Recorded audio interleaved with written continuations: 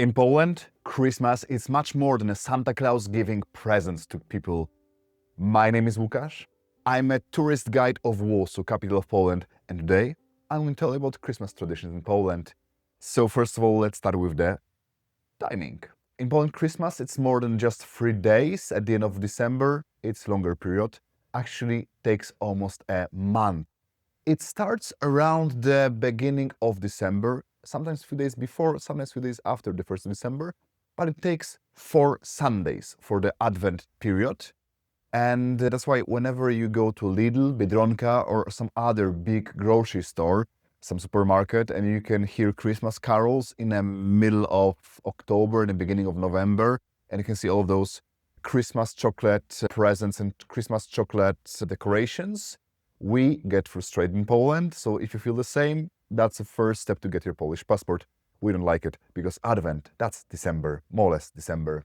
As I told you, Advent, time of happy waiting for the birth of Jesus Christ, takes 4 Sundays. Talking about the number of 4, very often in Polish houses, but also in a church, you can see 4 candles, and those 4 candles are lit up during every Sunday of Advent, which means that you light up the first candle on the first Sunday, then on the second Sunday of Advent time you have 2 candles, then on the third you have 3 candles, on the fourth, so the last Sunday before Christmas, you have 4 candles with a light on them.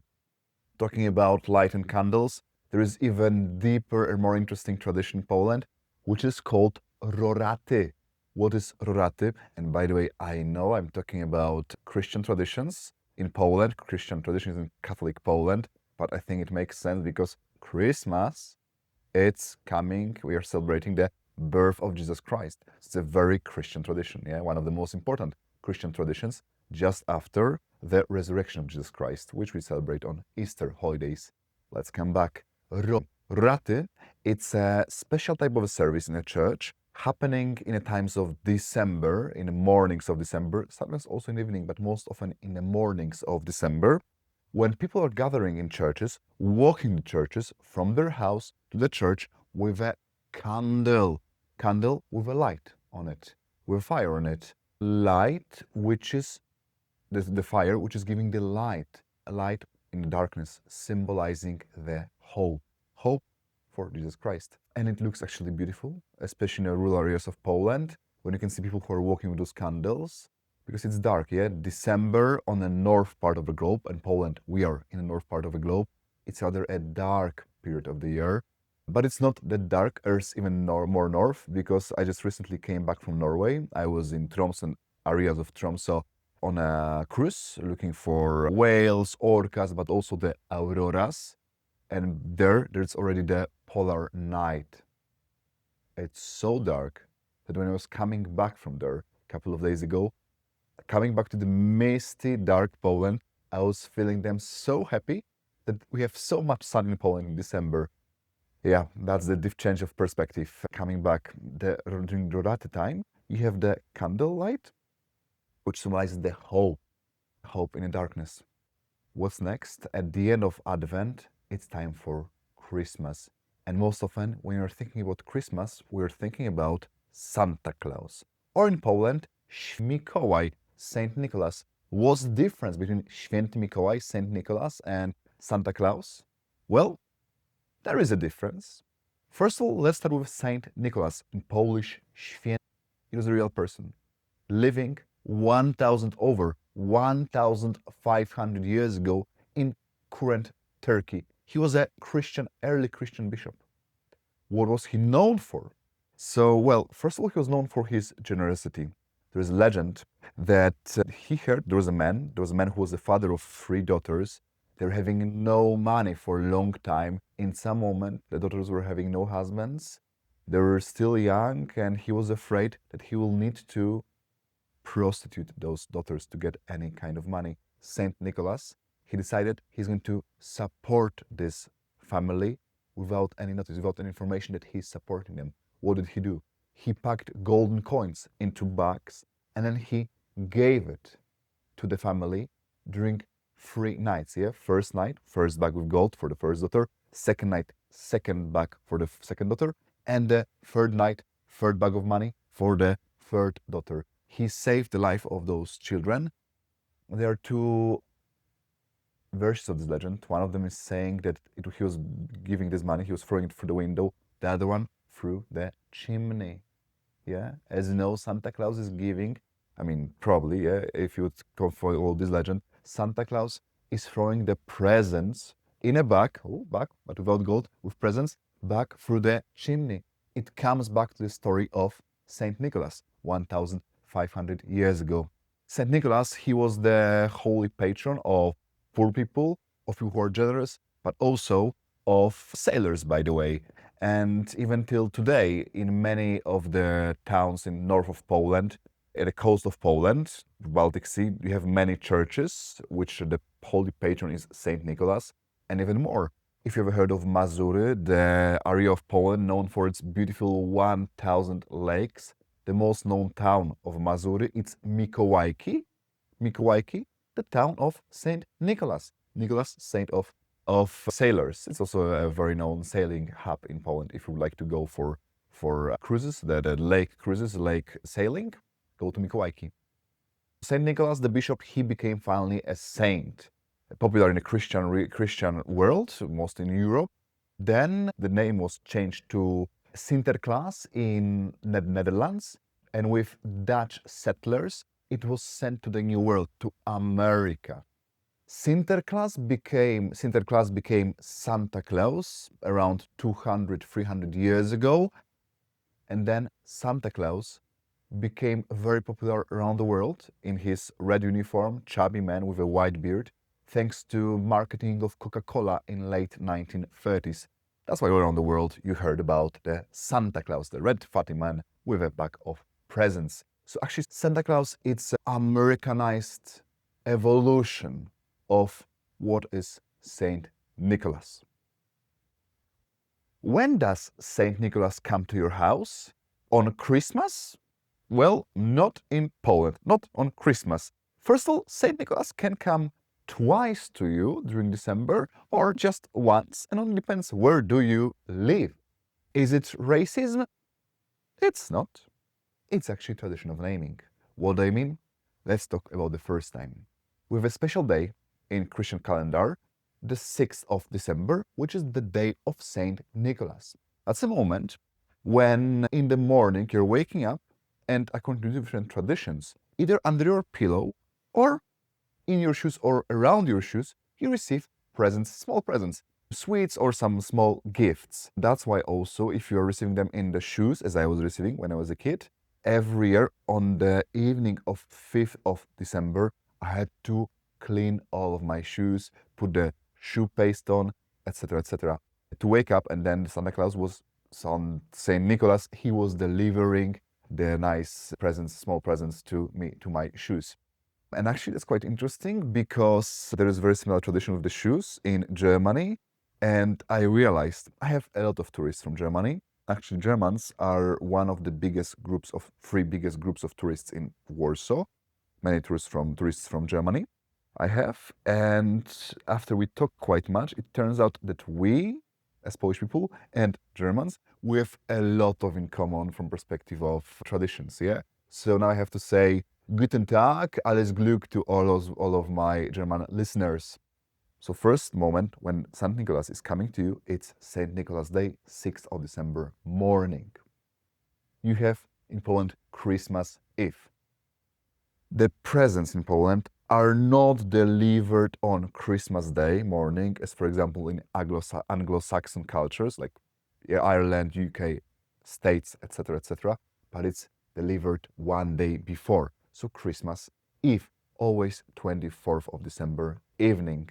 And I told you that sometimes Santa Claus is delivering presents, but once per month, sometimes twice per month. So depending which part of Poland do you live, someone else can deliver you presents on a Christmas Eve. And what do I mean?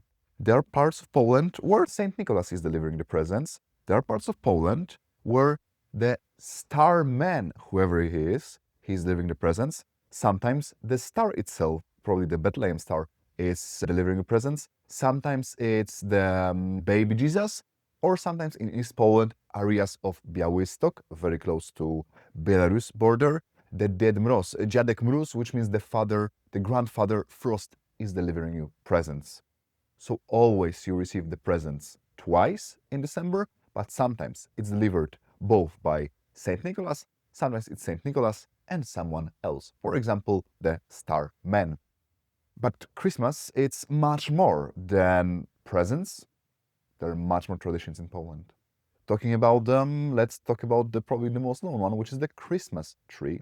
Christmas tree is a tradition which came to Poland from Germany around 200 years ago.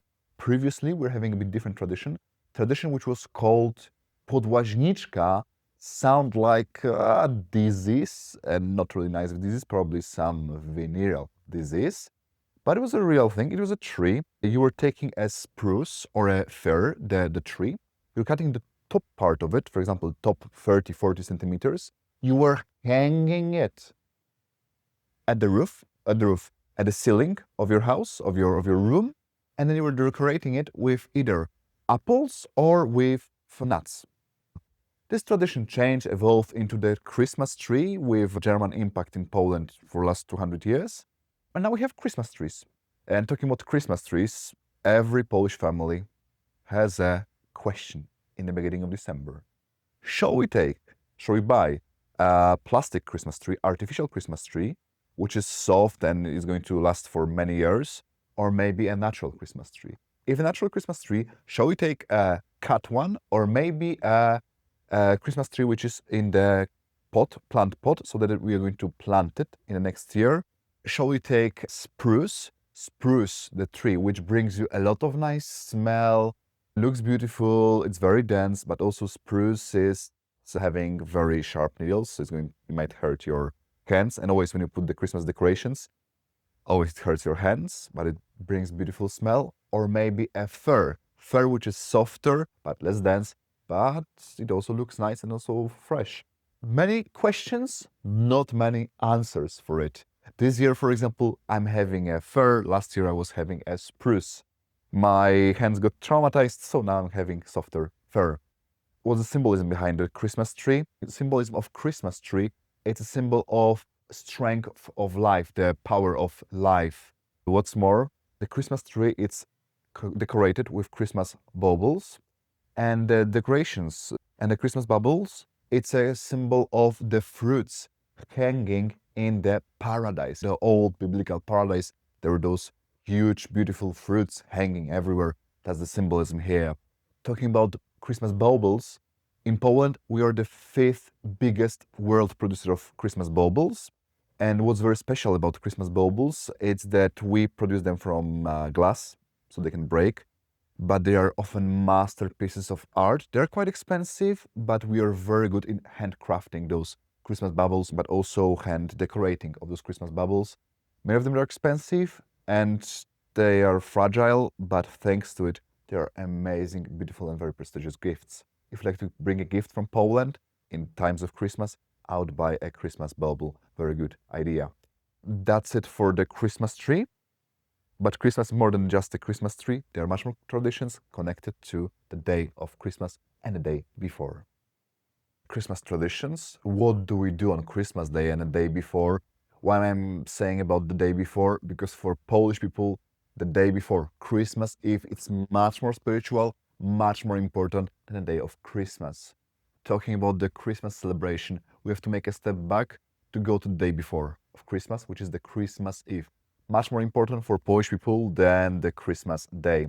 What do I mean? We call this the special day Wigilia, which means the Eve. First of all, on this day, you should fast. So not eat anything till the dinner, or if you need to eat just a bit. You should fast during this day. Then you gather with your family, most often dressing very elegant. Now I'm wearing the Christmas jumper. It's becoming more popular in Poland for the last 5-10 years, but rather the tradition is saying that you should dress elegant. You're waiting for your family members, you're gathering together at the window and you're observing the sky. Then you're looking for the first star which will appear on the sky, symbol of the Star of Bethlehem, which brought the 3 wise men or 3 kings and the shepherds to the place where Jesus Christ was born. When the first star appears, that's the moment to start the celebration. Then you start with reading someone from your family, starting with reading part of a gospel of Saint Luke, the gospel about the birth of Jesus Christ. After it's done, it's time for opłatek. It's a very crunchy, very thin, special piece of wafer. And then every person in the family is taking a piece of this wafer, and then in between each other, you're breaking this wafer and wishing to each other some good wishes for the next year or for the Christmas. So it's a moment of a very deep emotional intimacy, and you're sharing very deep wishes with your family members. Deck symbolizes the peace and unity in a family. It's time to talk about the table. At a table, there are always as many chairs and as many plates as guests plus one. There's always one empty chair and one empty plate left for a person we don't expect to arrive. Some sources of information are saying that it's a spiritual meaning, that that's a place for Jesus Christ, who's going to be born this night. Other people are saying that it's because we're waiting for someone, some homeless person who might arrive, or some traveler who might arrive, and we should be open for him and hospitable for him. And also Jesus Christ said that what we are going to do to my smallest brother, that's exactly what you did to me. Then other people are saying that it's for the people who are part of our families who passed away. That's a place for them to be with us and participate in this Christmas time, very important. But also some people are saying that that's connected to Polish tradition. In Poland, we are a very independent nation with quite difficult history. For last over 200 years, we were divided between three other states. Then there was World War II, then times of communism. There were many political prisoners, many fighters of the uprisings, which were going to fight, then they were dying, or they were being sent to Siberia or to other prisons. They're being questioned. They're living in very difficult places, and very often we didn't know if they're going to come back, if they are alive, or maybe not.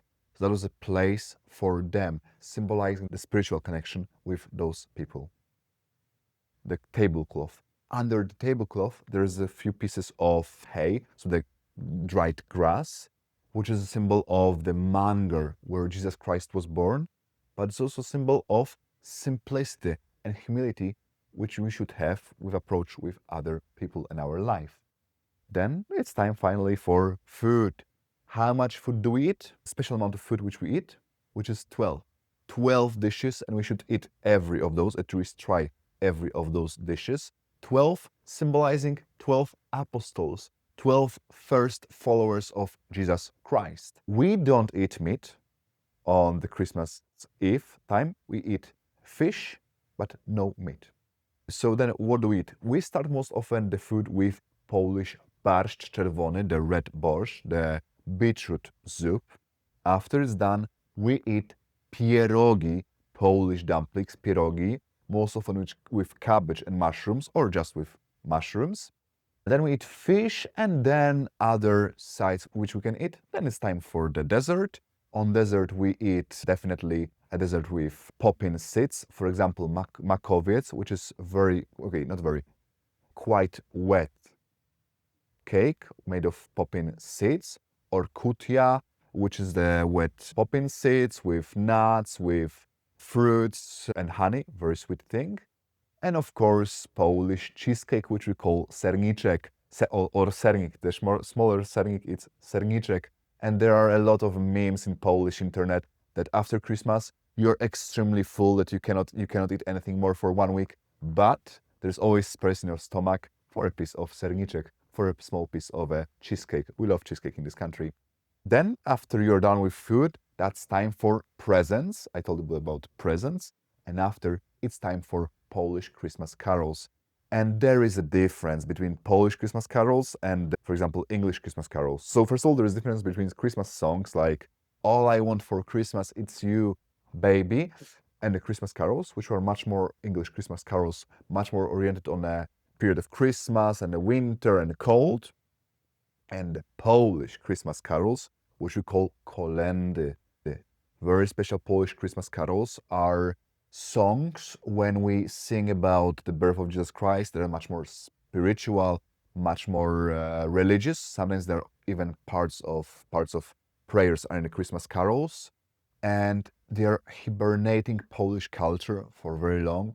For example, one of the most known Polish Christmas carols, Bóg się rodzi, which means that the God is being born, it's around 500 years old.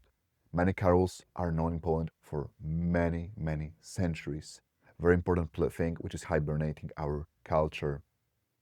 After the carols are done and the presents are done and most people are going back to their homes, most of the family members are going to their homes, you're waiting till midnight, because on midnight, so when the day switches to Christmas Day, it's time to go to the church for a very special Christian Catholic service, Christian Catholic Mass, which is called Pasterka. Pasterka, it's a Christmas Mass on midnight of Christmas Day. You go for it, you come back on 1 or 2 p.m. and then you fall asleep, you wake up, it's time for a Christmas Day. On Christmas Day, you eat more food, you start eating meat, you meet your family members. Then there is a second day of Christmas, or actually to be more precise, the day of Saint Stephen. Saint Stephen or Saint Stephen was the first Christian martyr, symbolically moment of thinking about sacrifice, but also for most of people, the second day of Christmas, day for eating more, but also day for meeting with your family and much more often with your friends. So that's it for Christmas traditions for today. I hope that you enjoyed this time with me. If you'd like to learn more about history of Poland, Polish traditions, tips for Warsaw, or Polish culture, and you're afraid that you might miss it out, well, it might happen. I post information quite often, so please subscribe or follow me on YouTube or on Spotify, or follow me on Instagram, warsawluke. But if you'd like to have my contact details, feel free to check them on warsawluke.pl. My name is Łukasz. I'm a tourist guide of Warsaw, capital of Poland, and that's my time to tell you Merry Christmas. Do widzenia. Goodbye.